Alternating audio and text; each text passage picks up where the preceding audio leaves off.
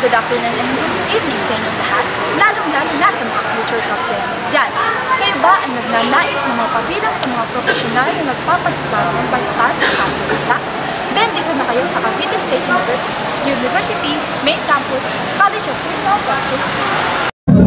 Here's are the rooms and facilities of the College of Criminal Justice building. So, curious ba kayo?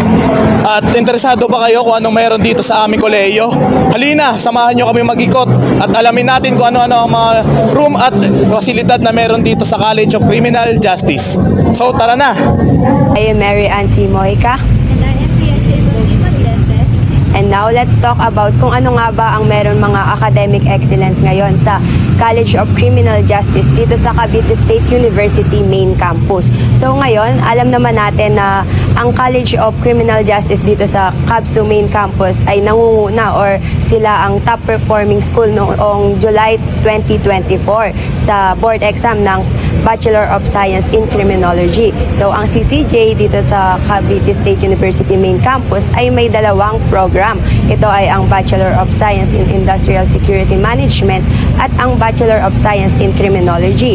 Sa Bachelor of Science in Criminology is, ayon, katulad ng sinabi ko kanina, is naging top performing school ang Cavite State University Main Campus dahil nga nagkaroon ng 95.04% or percentage ng mga nag-take sa board exam na nakapasa. Kumbaga, nagkaroon dito ng 121 examinees at ang nakapasa dito ay 115.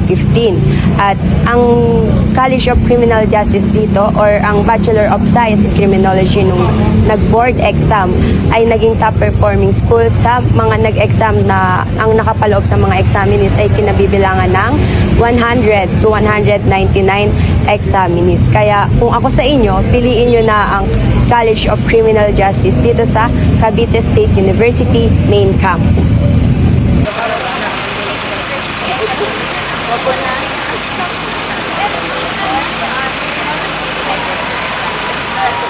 Mayroon sila